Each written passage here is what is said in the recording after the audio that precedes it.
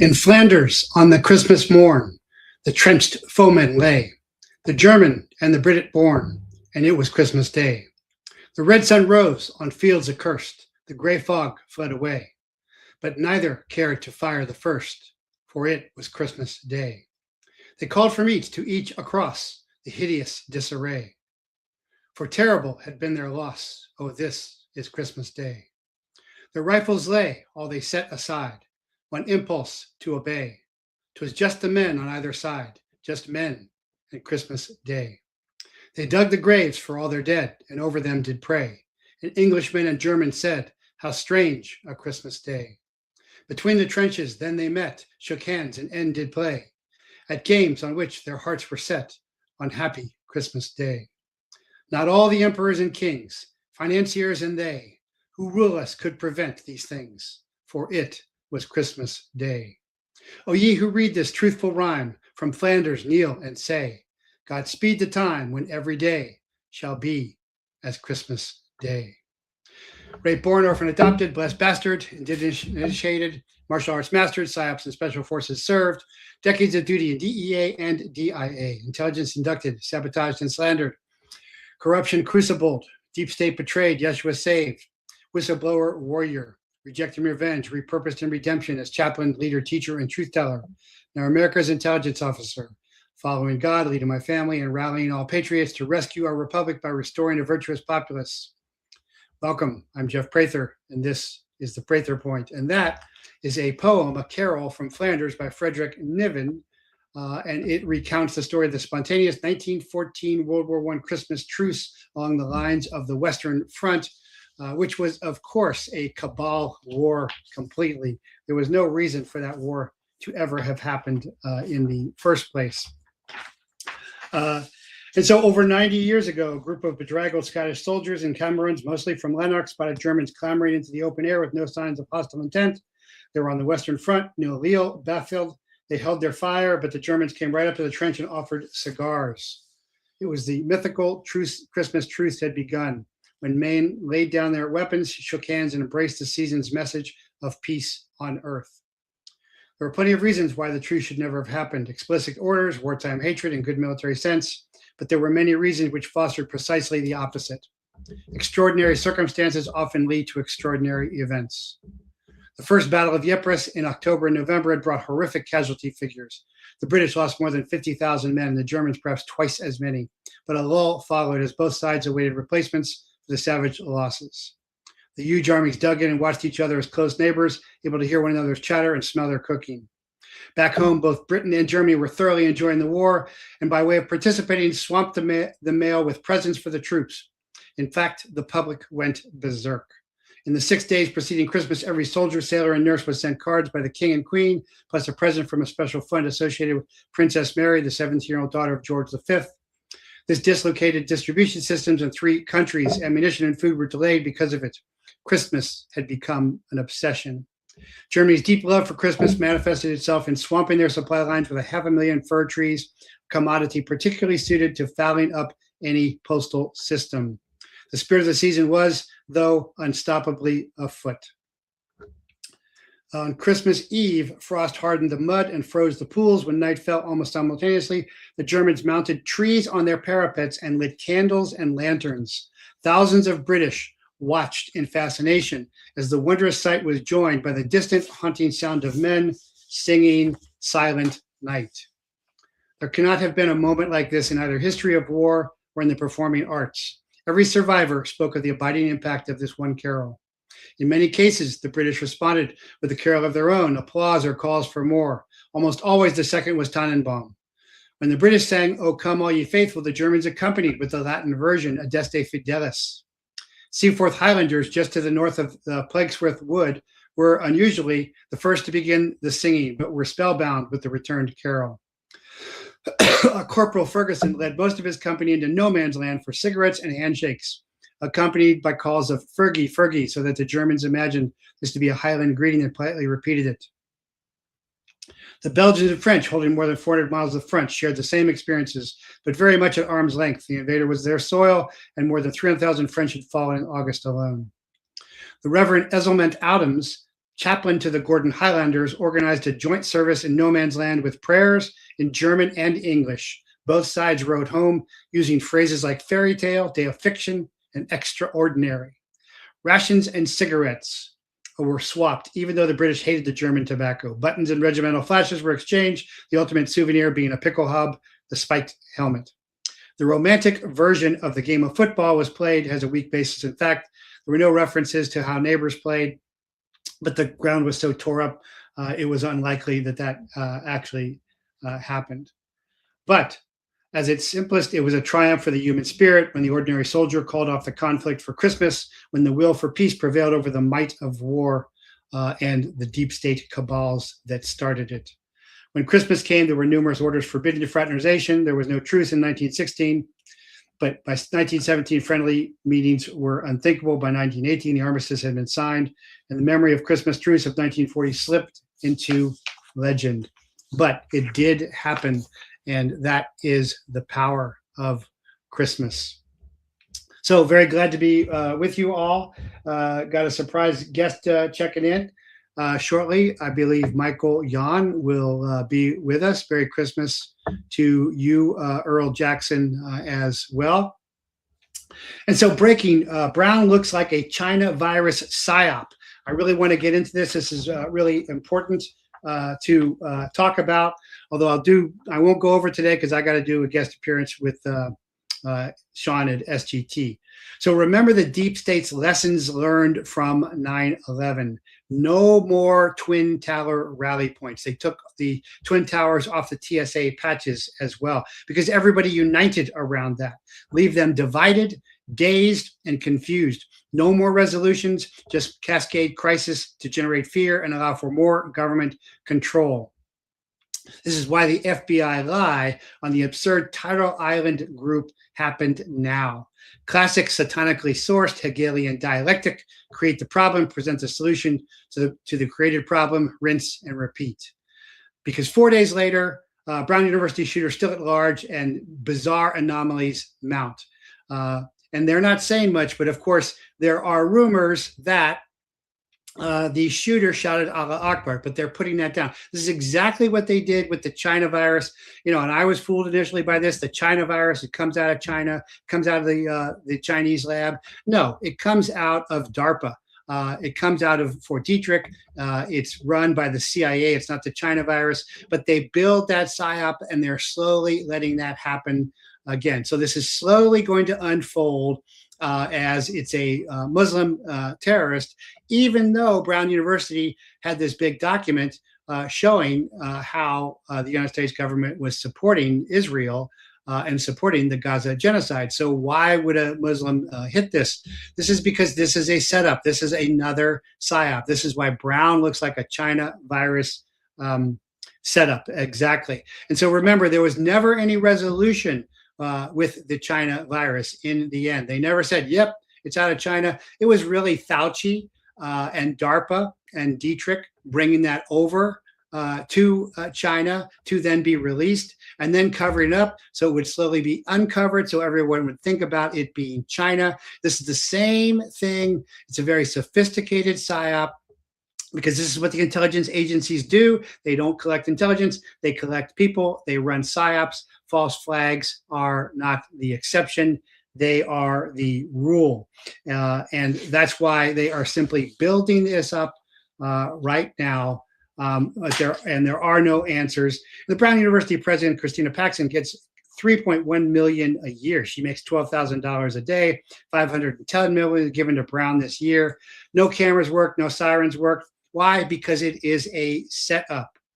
4 days into the investigation, no identified suspect, no motive, low quality surveillance footage, although there's surveillance cameras all over the place.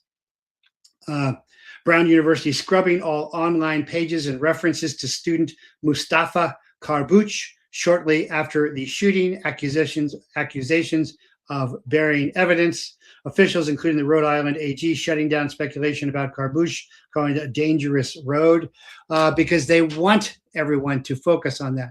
And so everybody's focused on the Islamic problem in America. The Islamic problem is real. It is a danger. in America, but it would have no purchase without the deep state's Praetorian Guard running all of this stuff, because everybody would see through it that Islam is a false religion. And Keystone Cash, yeah, is on the case there, exactly. So that is what I think is happening. I don't think anybody else has picked up upon this. This is a very sophisticated psyop. They're going to slowly let this stuff simmer and uncover. So it looks like people have really uncovered something, but they're uncovering what you want to uncover. Why? So that you focus on the Islam problem in America, which is a problem, but you ignore the much worse problem, which is the Zionist control of our government. So that's why this is breaking. Brown looks like a China virus psyop, but there will be no resolution, because if there is resolution, then of course there is focus. However, going after the Middle Eastern Arabs again will suit the Israeli Zionist lobby perfectly. So that's the first thing I wanted to get to. Then Australian cop drops terrorist and destroys the Australian government's DEI and pistol ban at the same time. So I covered this a lot on Sunday, but not only does an old white male 15-year veteran detective Cesar Barraza hit both rifle-armed terrorists with just his compact Glock 19 at about a 40-yard distance, which is good shooting, especially for a cop, by the way, ending the attack, killing one, wounding and disabling the other attacker, while the female ponytailed Aussie cops did not draw their weapons for 20 minutes, hid, wouldn't let go of cars. When one Australian woman tried to pick up a weapon and fired, one of the Australian female cops stopped her, because this is the disaster of DEI and ponytail police and chiefs of color that have dominated law enforcement throughout the world now. Is he also is simultaneously destroying the Australian government's disastrous DEI, diversity, equity, inclusivity, and their handgun ban policy, because he stopped them with a handgun and they had bolt action rifles. So the whole thing with banning handguns, of course, they're going to pass more legislation because that's the plan. And there's lots of fingerprints of Mossad all over this again.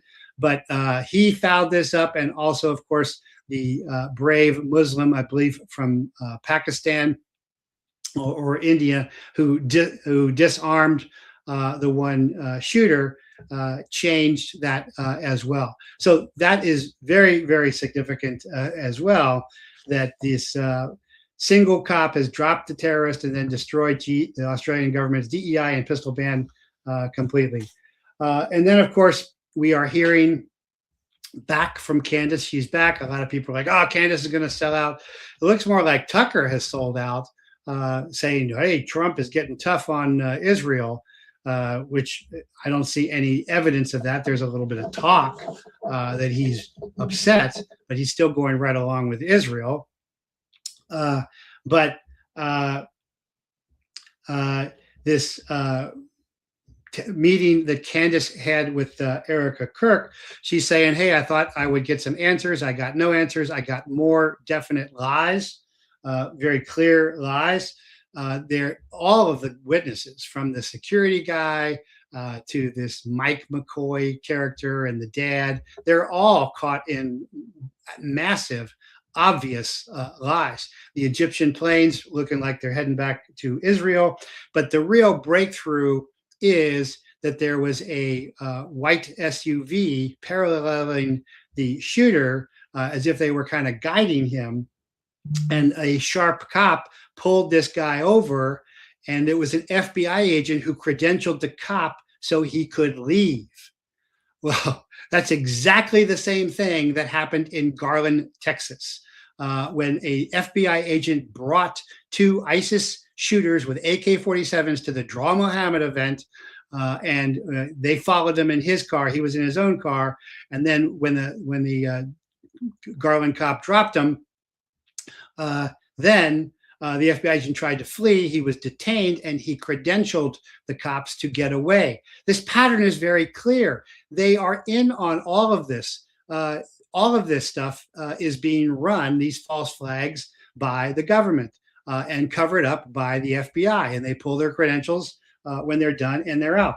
This is the most damning evidence yet that this is happening. Remember, John Michael Cullen has totally disappeared. He noticed the high-speed drones at the Charlie assassination, said that can only be the government doing that. He also said there was a DDoS shutdown of iPhones because everybody recorded it.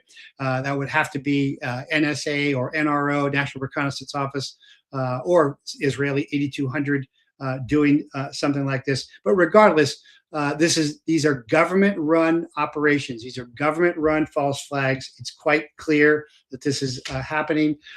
Remember Kyle Rittenhouse, where there's the FBI running behind the child molester and the wife beater, chasing Kyle Rittenhouse, who just got married, by the way, down the road with the drone footage overhead. This is exactly what happens all the time. And the Turtle Island terror group, which I just laugh at every time I hear this. Turtle Island, that is a term for America, used by natives, used by Indians, is really interesting because the timing is just like with Bongino leaving, because Bongino's just fed up and he's saying, whining, oh, the job is hard and it's hard on my family life. No shit. All of us know that. But this Turtle Island setup looks exactly like the typical FBI terrorism setup, where they develop the whole thing, they set it up, they run it, and then they say, look, we've solved something, because they want to have credentials and look like they're doing something, especially with Bongino leaving. But I have a very special guest I want to get to. Been trying to get him on for a long time. He's been here before. He's the Ernie Pyle of our generation, former Special Forces soldier like me. If you don't know who Ernie Pyle is, he was the G.I. Joe commentator who won the Pulitzer Prize but didn't live to get it. If you haven't ever seen the great Burgess Meredith movie, G.I. Joe, black and white World War II film, watch that. But Michael was gracious enough to fit us in. So, Mike, so glad to have you back. Welcome. Man, I've been trying to get on. I'm over in Netherlands. Misako, my wife and I have just spent 2 weeks with Catherine Austin Fitts. In fact, we're still with her. Actually, Misako just had to fly back to Japan. But, Catherine Austin Fitts is quite brilliant. So we've been just around the table with the maps. Jim Fennell came in from Switzerland. It's been amazing. A lot of research. And then I've actually got a 48-hour vacation. So that was when I was like, Jeff, let's get on. Thank you. I know you've been trying hard for quite some time. Thanks, brother. Appreciate it. Thanks for having me on, and thanks for being patient, because you can see, I wish you were with me for a week. You'll see what it's like. Yeah. No, I know I'm tired of traveling. Like, I don't know how you get the energy to keep doing that these days. But tell me about what you're working on and all the planning that you're doing and seeing. Well, the things that we see in Netherlands or United Kingdom or Ireland, all these different, Canada, it's Japan, it's the same stuff. It has a different flavor in every area, like Thailand, but it's the same war that's on against all of these countries, right? Like, let's talk about Thailand as an example. I used to have an office in Chiang Mai. Actually, I wrote the last 2 pages of one of the prime minister's books, Abhisit. The name of the book is The Simple Truth. I actually titled the book. And what I'm getting to is I've been all over Thailand. I know a little bit about it that's not from the newspapers, right? And Thailand is the hyphen in Indo-Pacific security. It's very important, as you know. And you see in the last 4 years or so, about 20,000 licenses have been issued for the distribution, retail, production, and wholesale of cannabis, right? Now, I've got listeners who write to me from Thailand exactly about that. It's incredible, and because what did Paul Harvey say in 1963? If I were the devil, right? Now I'm in Amsterdam right now, right? And you go down on the streets and they smell like dope, right? And obviously the dope heads will say, "What about alcohol, man?" You know what I mean? As if it's a choice. Should I be drunk or high? You know what I mean? It's like, hello, dope head. Well, and the right? argument Actually, always don't is do that either, right? You know. marijuana guys don't get violent like drunks do. Oh, yes, they do. That's where the word hash, the word assassin came from hashing, because they used to use hash to and dope smokers get just as violent as alkies.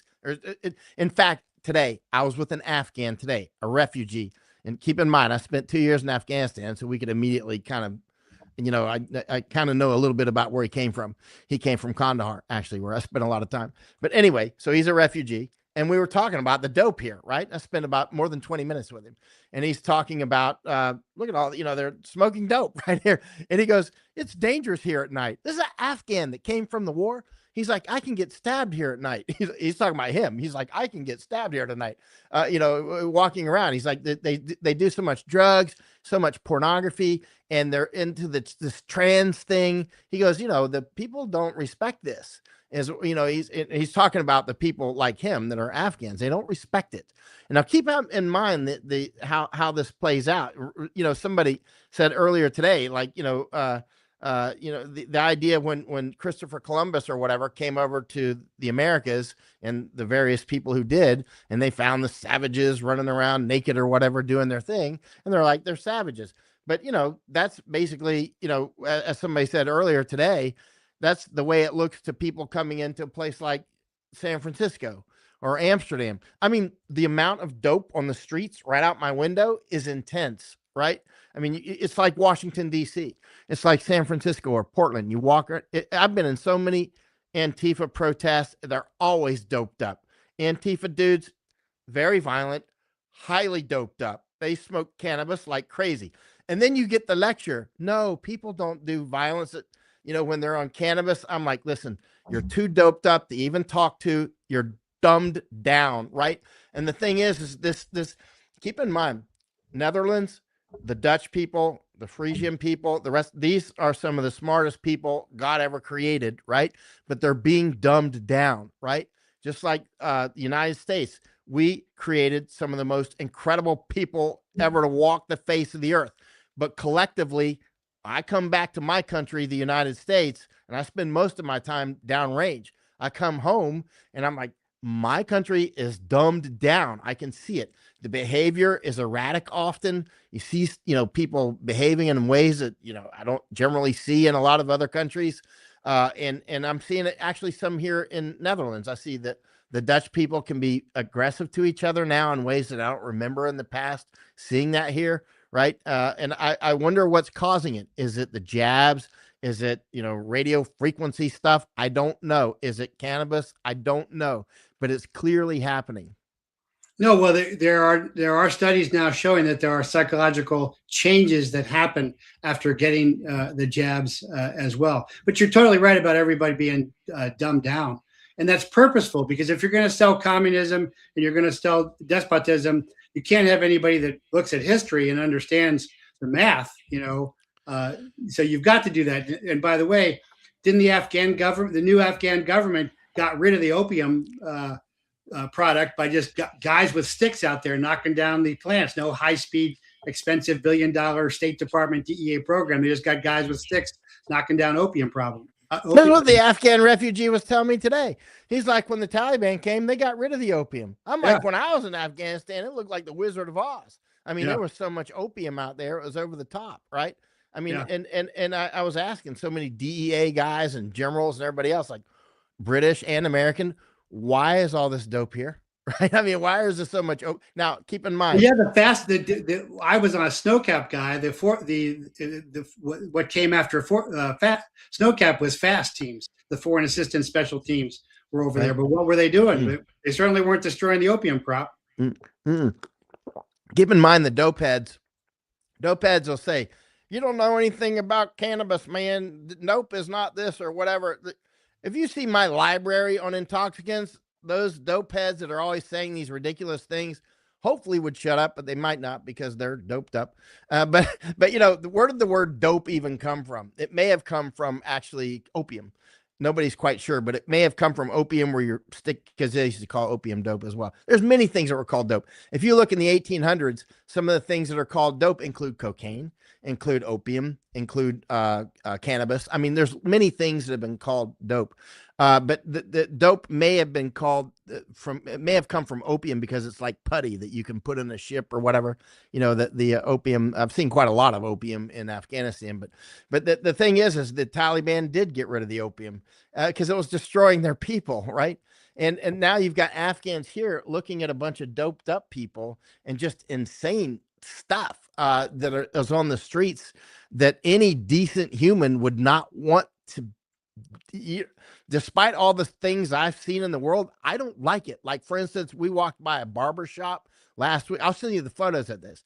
And they've got dolls in the window of this barber shop of baby heads. One of them's got a cigarette in its mouth. Baby heads, right? I mean, completely in a sane world, the police would be in there going, what's going on here? I mean, you're allowed to do that, but this is really spooky. If you looked at it, I'll send you the photos. But this sort of stuff is normal around here, and normal in other places too that I see in California, right? Well, you go up to Oregon and Portland, and there's freaking in California as well. Needles on the ground, where they're doing drugs, crap all over the place. It's a major weapon. The intoxicants, keep in mind, one of the major weapons, the major weapon that we used against the Indians was firewater. It was alcohol. Now, in the East, it's often opium, right? And the Chinese love to play professional victim. They're like, oh, look what the British did to us. But let's do a truth audit here. The professional victims are always predators. We all know that, right? And the Chinese have been using opium as a weapon since, like, Mao had, I think, at least 30,000 hectares under opium at one point, according to one book. Anyway, if that's true, I can't audit that, right? But he was clearly using opium as a weapon. Mao was, and the Chinese were using opium as a weapon in the 1700s. They're not just victims. They still use drugs as weapons, and they did before the British War with the Opium War. And many Chinese were involved with the Opium War. They always blame it was the bad white people, especially the British, that came and did this Opium War, but many Chinese were directly involved, right? Just like when it came to slavery, many of the slave owners, inconvenient truth, were blacks, right? I mean, that's just the facts, right? And there's slavery all across Africa today, right? Same thing with the opium. The Chinese are not innocent victims. They got their licks in. There were licks gotten in on them by the British. There's for sure. And the Chinese have gotten plenty of revenge. But they've been doing the same thing. They were doing it in Formosa, as an example. One book that I got from a Canadian dentist, his name was McKay, in the 1800s. He was talking about he was in Formosa, which is Taiwan today, right? So he was in Formosa, this Canadian missionary dentist, and he was saying he called them wily Chinese traders with their intoxicants, or, they come in and they just wreck the indigenous people in Formosa, right? This is, so it's not like the Chinese, we were just, here they were playing with the abacus, doing our numbers or playing Go or whatever. And then the British came in with the opium and doped us all out. That's not what happened. Right. And so what I'm getting to is, if you read back in the 1800s, Chinese were pushing opium into Siam. And so opium, or let's say intoxicants, whether actually many sorts, and including tobacco, actually have been money in many cases. Opium, we always look at gold and copper and silver as, money, but there's a lot of things that have been used as money. Some of those would be like oil or wheat or whatever, right? But they're not durable, obviously. But a lot of people have used opium, and opium is semi-durable. Opium can last for years, actually, and it can withstand a lot of abuse. That's why, and the value density is, I mean, that much opium is worth a lot of money. You know what I mean? And so that's why you can grow that stuff and get it off the poppy there in a place like Afghanistan, load it onto donkeys and take them over the Hindu Kush, and it only gets more valuable up the chain, right? By the time it lands on the streets in Amsterdam or London, every step of the way. Unlike tomatoes, if you pick a tomato or grapes or whatever and you sell those in the local market, that's the end of that chain, right? But if there's something like opium, there's people all along the way that just make more and more money on it, or cocaine, whatever, right? So it's got a chain of beneficiaries, right? Until it lands on the streets in a place like this, dopes people up, sucks the wealth out. That's why in 2006 I wrote those dispatches when I was in Afghanistan called The Perfect Evil. And I was describing this dynamic where, like Paul Harvey said, basically in 1963, I think it was, anyway, at the end of the day, the drugs are a major weapon, and Trump is trying to reduce and make cannabis more accessible across the United States. And of course, the dope heads will go, "What about alcohol, man? It's about my freedom, man." I'll tell you what, let me tell you about your freedom. It will be gone as these borders remain open. You're going to get killed, right? This is not a joke. This is straight up warfare. This isn't like it's going to be an inconvenience or something. No, you'll get killed, right? It's that serious. Tens of millions of people have come into Europe, and tens of millions have come into the United States. They are still coming. They're not coming in the same mechanisms they were before, but they will again. All of those people are still in place. The IOM, the highest Catholic charities, all those people that were I saw IOM today in Schiphol Airport here in Amsterdam. With my eyes. What about the Darien camp that you broke? Yeah, that's what I was going to say. The IOM is the one that runs most of the invasions through the Darien Gap, right? IOM, right? I saw it with my own eyes hours ago today in Amsterdam at Schiphol Airport. IOM, their office is open. It's a ticket desk in Terminal 3.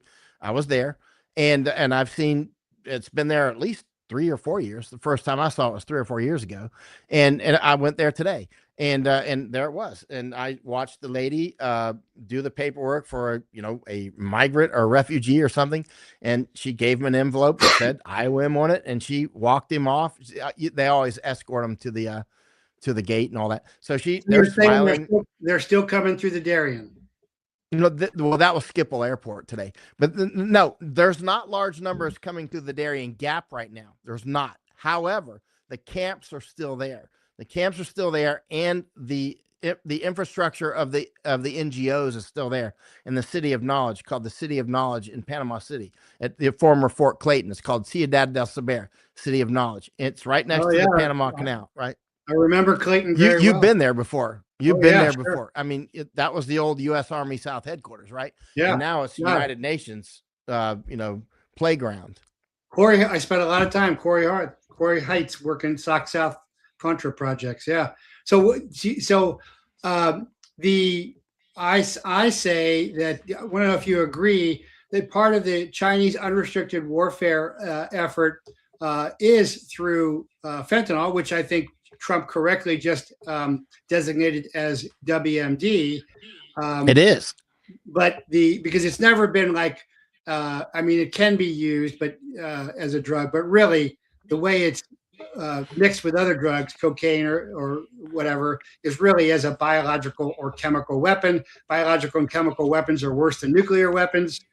People don't know that, but that's the case. So I think Trump is doing a good job in that regard. But you're saying he is in favor of letting the Chinese take over the marijuana fields in America from the Hmong. I haven't seen him say, I didn't say that actually, but it's clear that many Chinese are coming in and growing marijuana in places like Maine and Oregon. Well, Oklahoma. And he's letting 600,000 more come in. But I mean, I didn't say specifically that he's letting them take it over. I don't know, but I mean, there's still a lot of people growing it that are Americans, actually, but the Mexican cartels as well. Well, out where I'm at in Oklahoma, at least, the Chinese are taking over from the Hmong. So it's going from small families to, I think, again, a part of the Chinese unrestricted warfare strategy to weaken the enemy, just like kind of like TikTok. Do you agree with that? Oh, they're clearly using, like in Canada and across the United States, the Chinese come in and they're huge in the drug market. Listen, if you're the enemy and you want to use an ultimate weapon, that's intoxicants. I mean, that you're draining your enemy of their resources. While, keep in mind, if you have a family of, I don't know, 8 people, let's say, semi-large family today, and just one of them under that roof is is an alcoholic or some sort of other drug addict, prescriptions, whatever. Alcohol is a drug too, obviously. Or you have a gambling problem, which obviously the government's deeply involved in. Just one person under your roof has one of those severe problems, right? That'll disrupt the entire house. That's like getting a missile into your window, right? And so, it's not just my body, my choice. No, you're a drug addict, and now you're my neighbor, and now you're breaking into my window because you're a drug addict, right? It's not your body or we have freedoms too, right? And these drug addicts impinge upon our freedoms, right? And now a sufficient number of them, when you get dope heads like Joe Rogan and Elon Musk, both dopers, and they're coming on smoking dope in front of tens of millions of young people on it live, right? This is clearly fighting against the United States. This is clearly attacking the United States. You know what people always say about Joe Rogan? Not always, but let's say 80% of the time, when I say dope or Joe Rogan, and people go, yeah, but he has great guests. Great guests. Okay. You can't make up this stuff. So he's got great guests, right? So let's put it like this. Here's a great meal. Here's a great big old smorgasbord, 20 feet long, right? It's got all the best food in the world. Only the tea is poison, right? You know what I'm saying? So he's got all these great guests. I'm probably the only person in the world that's openly turned down any opportunity to go on Joe Rogan. Like I was on with Alex Jones, one time Alex Jones, I was on his show, and Alex Jones was like, I can put in a good word for you with Joe or whatever. You could find whatever I said because it would still be on his site, I guess. And he said Alex Jones said he had known Joe Rogan for 26 years or something. I said something like, I don't know, whatever I said, it would be online. I'm not going to go on that dopehead show. Why would I? Seriously, I'm not going to do it. At some point, you have to draw a red line. Now, of course, the dopers are like, what are you talking about, man? Don't you understand? You can reach a huger audience. I'm like, I can do the math. Actually, I can do the math, right? The bottom line is, if there's nothing in your life that doesn't have a red line, like I'm not crossing that line. I'm not going on somebody's shows pushing dope to people, right? Especially young people all over the United States that I see doped out. They can't even do basic stuff anymore, right? They can't do anything worthwhile because they're all doped up. And they're all for just open borders, laying on their mom's couch or something, right? And what are they doing? Watching Joe Rogan, and they're watching Rocket Boy Elon Musk, right? The super rich guys that are like, yeah, Mr. MMA or whatever, Joe Rogan and Rocket Boy, does anybody actually do the math on Rocket Boy? How can he actually do all these things and do all these shows and be on Twitter and be super rocket dude and super boring company guy and super Tesla guy and all these different things and be on dope, right?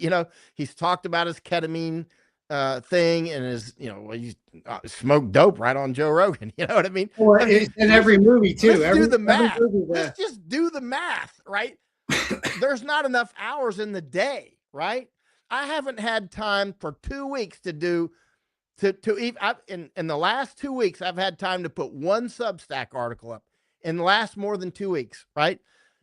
And I'm not running Tesla. I don't have gigafactories to run. I'm not putting rockets into space.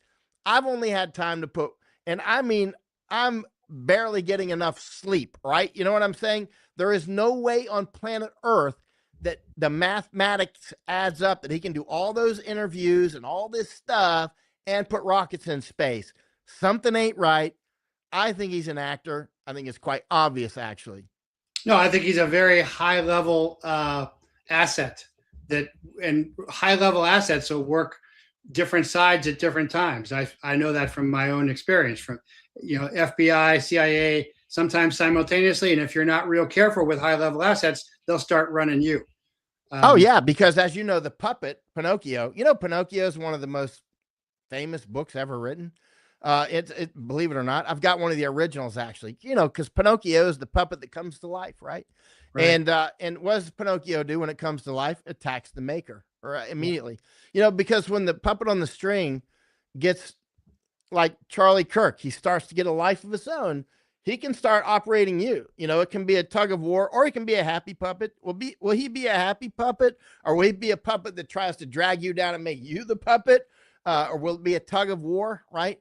But often, as you know, in special operations, sponsoring unconventional warfare, when the United States, you know, the 7th phase of unconventional war is what's called demobilization, when you get the army that you've built up to lay down their guns and not be guerrillas anymore, right? And that 7th phase is when they often turn around and kill the A-team or the CIA guys or whatever, right?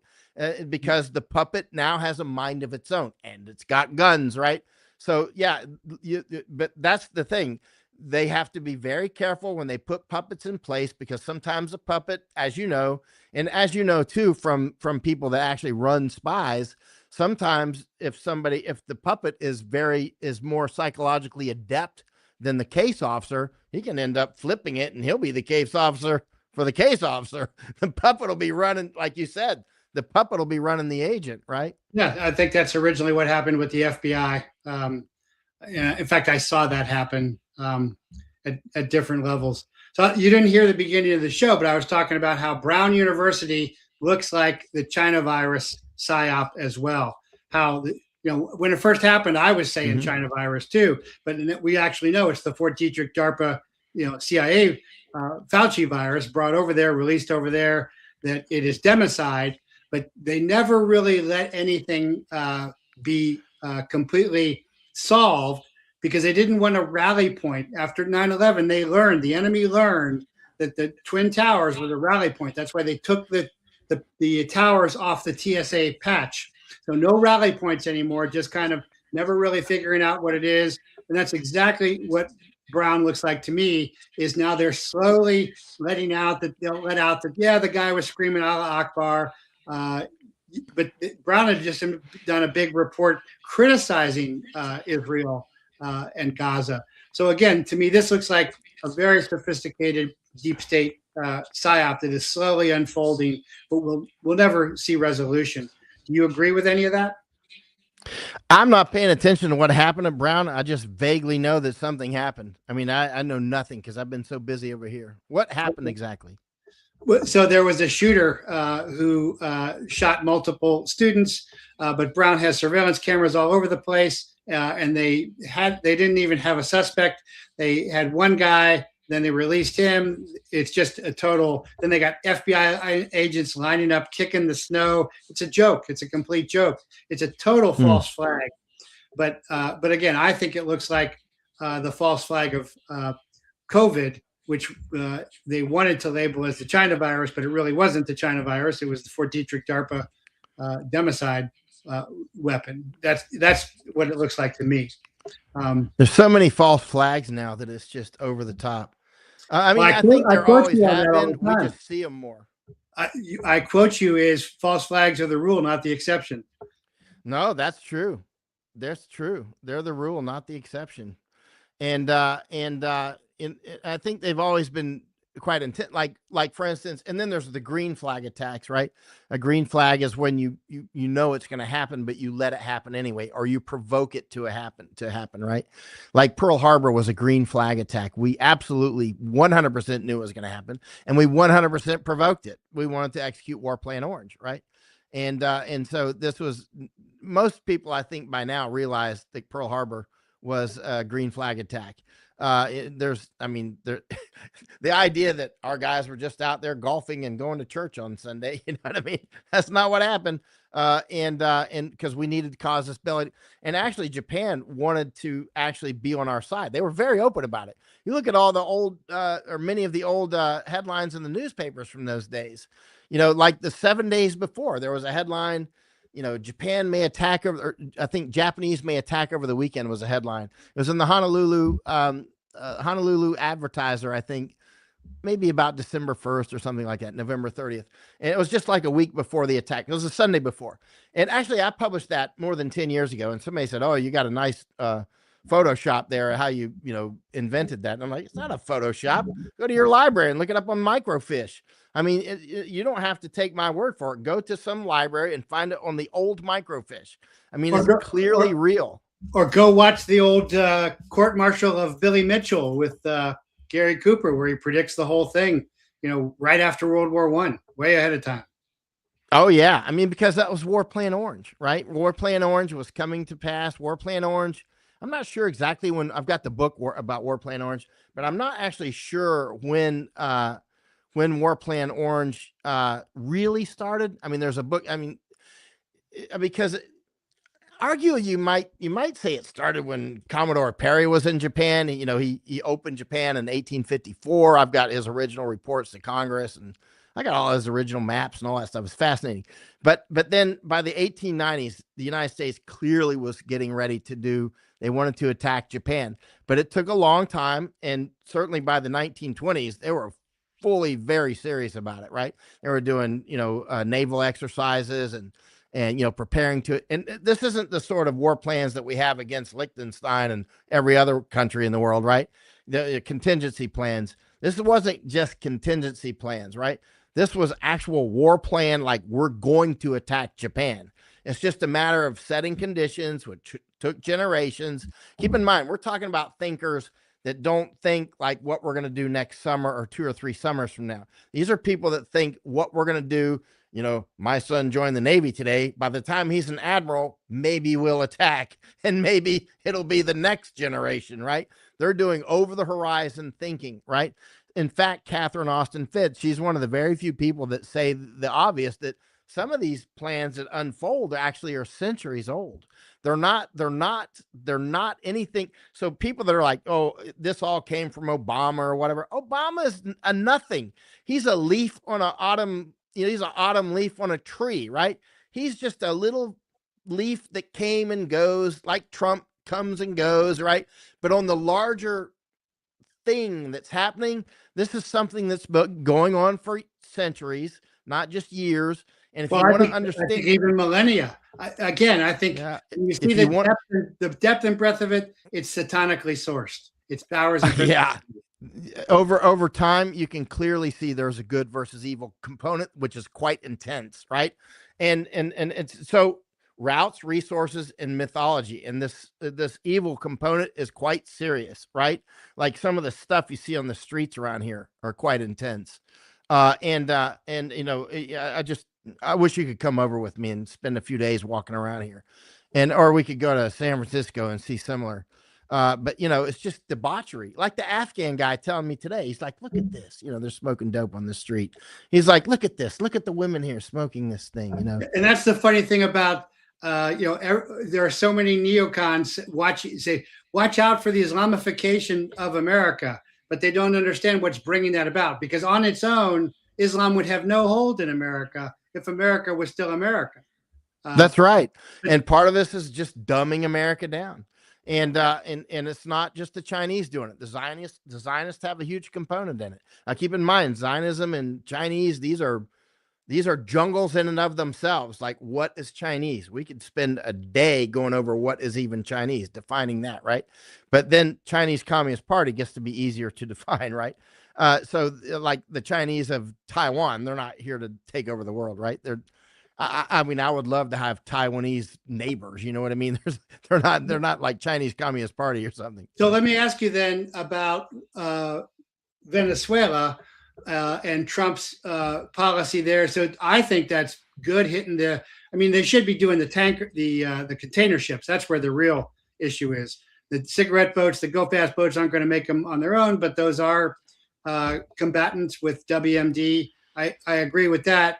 I've seen other snowcap guys, former DEA guys like me, who said, no, Venezuela didn't do us any harm. No, Venezuela is a transshipment point for China and for the global cabal. So what's your take on all of that? Well, routes and resources in mythology. In this case, it's routes and resources, right? Because Venezuela, a lot of energy there. Keep in mind, also, there's many reasons why this is a hot spot. and they're not the only hot spot. As you know, there's Thailand. They're all related. Taiwan, it's all related, right? And but the energy down there in Venezuela and neighboring Guyana and that sort of thing, and the relationships that Venezuela has with Cuba and China and Iran and Russia. I mean, they're all, this is the thing. Those ecosystems, the Chinese and others, are growing in it. The Monroe Doctrine is long gone. Americans that keep waving a Monroe Doctrine flag as if it's like still real. You know what I mean? Seriously, it's gone, right? It just does not exist. It's just a word anymore, right? It's a phrase, Monroe Doctrine. You've got Chinese building, they own a port off of Florida in Bahamas. We went down there a couple of years ago, right? They're in Antigua, all these, they're running ports in California, right? I mean, they're running ports in Panama, in Argentina, and in Europe, right? The BRI is quite serious, right? And they're really playing. They're playing smart. They're methodically getting routes and resources, ports, getting more influence. Now keep in mind when it comes to Gaza, that's all about the energy, the Suez Canal, of course, Ben Gurion Canal, and about the Indo-European corridor. And Israel is a very serious location that people have wanted to own that area for a long time. Even without the Suez Canal, the location of, just like Panama, even without the Panama Canal, Panama would be very valuable because of the location, and it's got a lot of gold, and it's got a lot of copper, and you can build a road down to Colombia. And people are always like, you can't build a road to Colombia? That's impossible. I'm like, yeah, okay, I don't know. It's not impossible. It's very simple, right? They're like, no, the Darien Gap, don't you understand? Yeah, I'm in the Darien Gap all the time. I understand. It's very simple to build a road through the Darien Gap, and they're working on it. They just opened another bridge down near Yavita. In fact, I'm the one that found the bridge a couple of years ago, right? They just opened it a couple months ago, right? Then there's another bridge they're working on. I'm not talking about the bridge over the Panama Canal, Bridge 4, that one too. I just got an update on that hours ago, right? But then that's at the Panama Canal. But then further down Highway 1 in Darien Province, closer to Colombia, Darien Province borders Colombia, you can build a road through there. That's simple. That's simple as pie. That's just the function of money and doing it. It was interesting. One fella told me a few years ago, he's somebody who's grew up in Panama. He's like, it's impossible to build a road through the Panama Canal. I mean, through the Darien Gap. I'm like, look, our toes are practically in the Panama Canal. He's telling me that when we're standing next to the Panama Canal.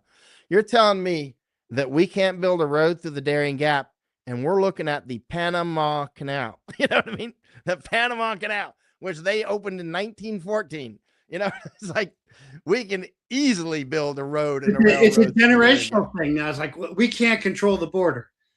I'm just like, what? I tell you, if I had a long table of generals and admirals, and I said, I want a plan and I want an ASAP on how we're going to close the Darien Gap.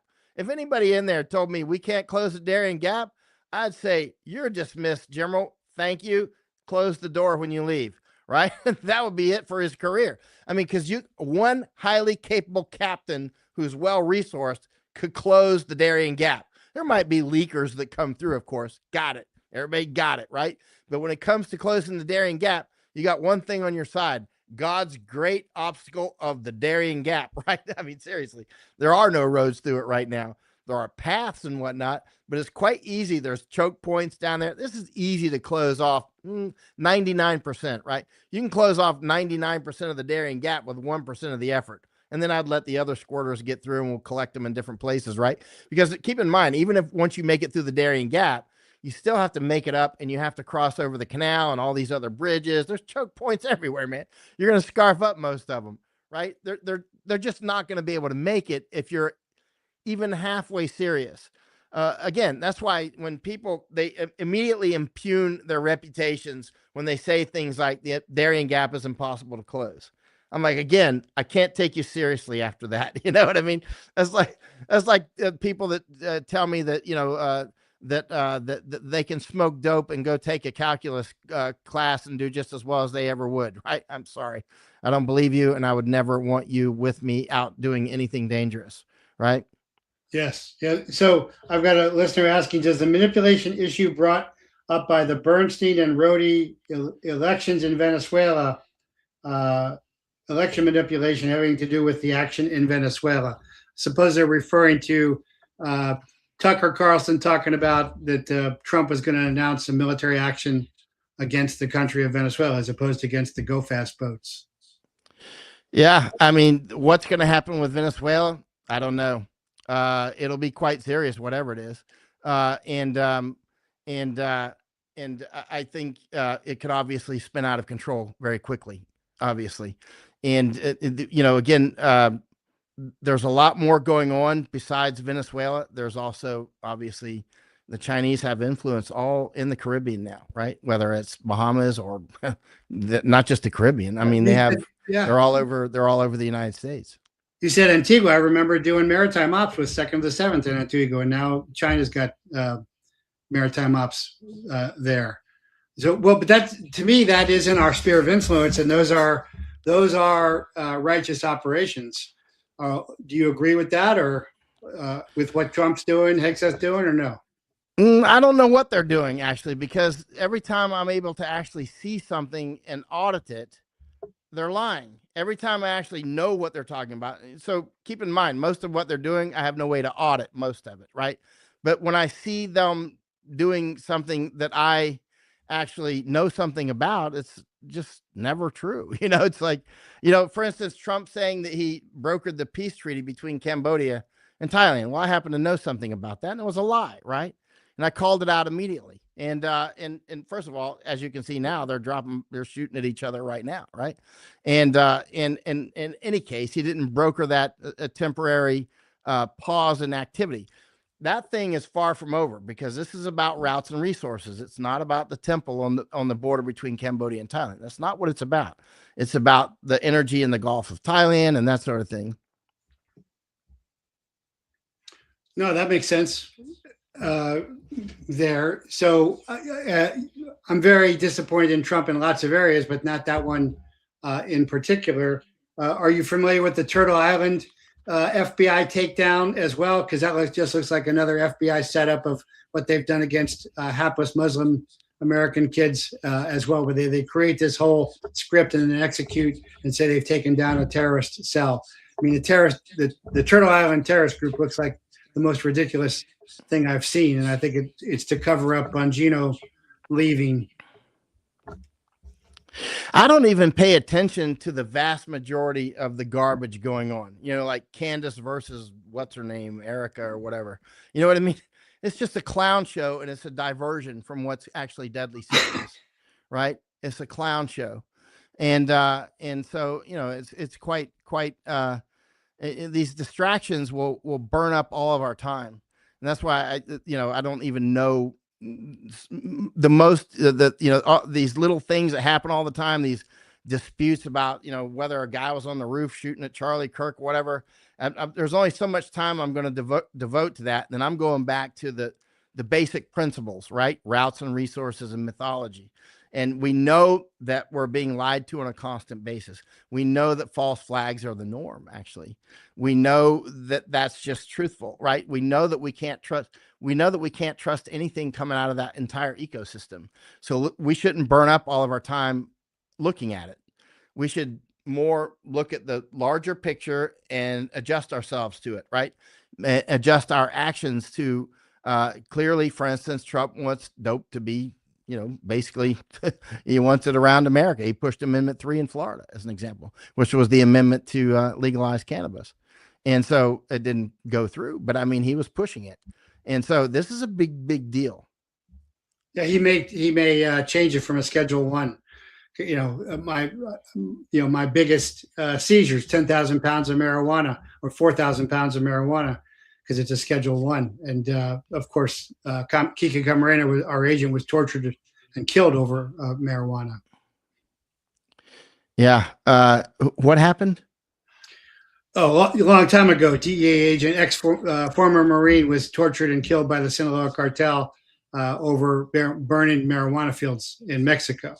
I may remember that. Is that the one where the DEA guys went down there and captured the doctor? Yeah, right. That's right. I actually knew, operated with some of those guys. Yeah, but back when DEA really was a real functioning organization. Yeah. Yeah. And they realized somebody would reach out and touch them, right? Yeah. And now, of course, there's nothing. Mm. Yeah. Well, I need to call it a night. It's been a long day, and but I'll be around for the next month or so, more available than I normally am. If you Great. have any Yeah. other, yeah. Yeah, we'll have you back. I appreciate you jumping on. I know you're tired. Thank you so much, and have a Merry Christmas. Thanks, and Merry Christmas from Netherlands.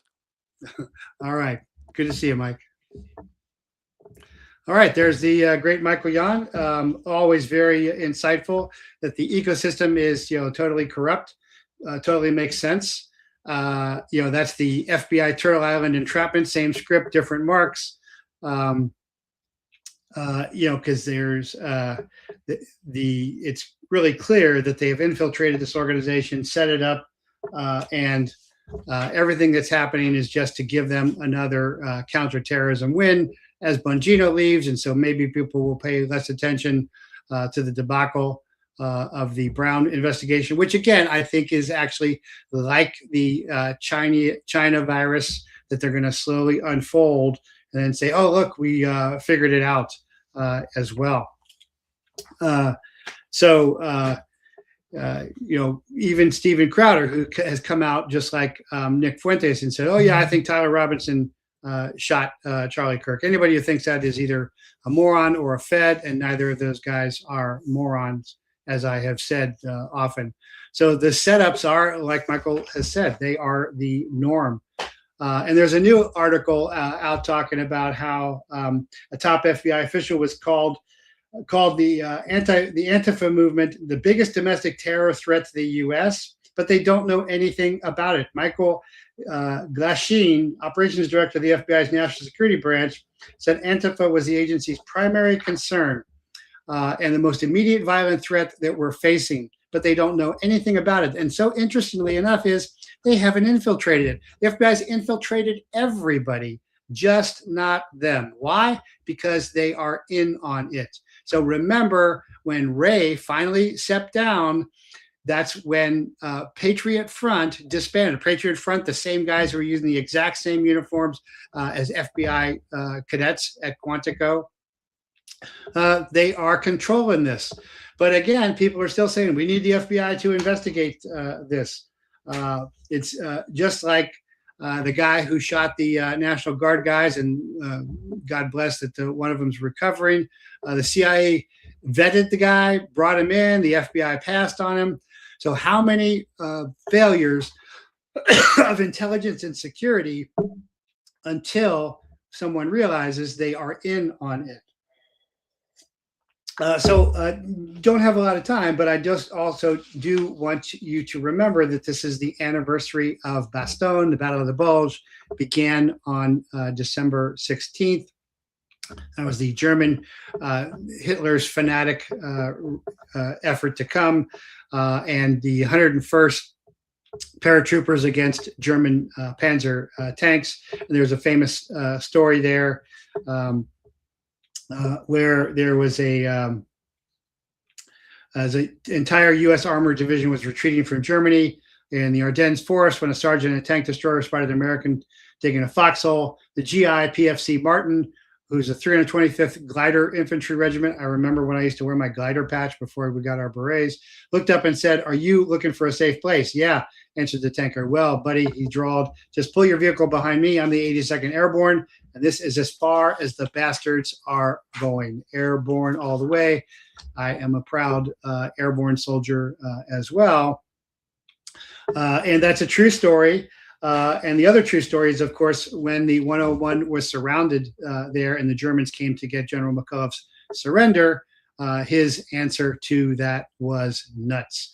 And of course, the battle begins on the 16th of December, goes through the siege of Bastogne, 22nd of December. Then the 25th of December, Christmas Day, reinforcements arrive. Although 101st denies today that they were rescued by Patton, they were doing very fine on their own. Thank you very much. Eisenhower said no other general in the world could have pulled off, and no other army what Patton and his 4th Armored Division did in a 19-hour, 150-mile-long journey coming out of a fight.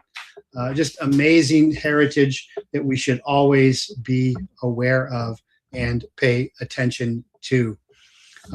Lastly, I wanted to say how much I appreciate all of you sticking with me. I know I'm very controversial, and while numbers are really down, I really appreciate everybody sticking with me. So remember, by bravery beyond belief, haired world warriors saved the world from Satan's sock puppet, initiating Israel's scriptural statehood in a day, activating apocalypse and extinction level end times. But Nephilim never sleep, and now their nanobots needle us neurologically, while our prostituted Praetorian Guard pulls pimped, pusher, and pedo puppet strings, while our military mRNA mass murders, and the police prosecute those they should protect. Time to ante up and kick in like the men of the 54th. Be like Baguette, who hanging from a chute shot a strafing Zero pilot between the eyes with his pistol. Best dive bombing 2 Jap carriers Midway Day. Stand like Sugar and Gordon, who threw ice ask and then went willingly to their deaths and bought Durant's life with their own. Rise like Rescorla, who healed out of the Iron Valley of Death to die, saving hundreds on 9/11. The collapse has commenced, the call begun, but so has the crucibling. And crucify means to magnify 1,000 times. So fight out or warrior up. I'll see you fortunate few, you band of brothers on the beach.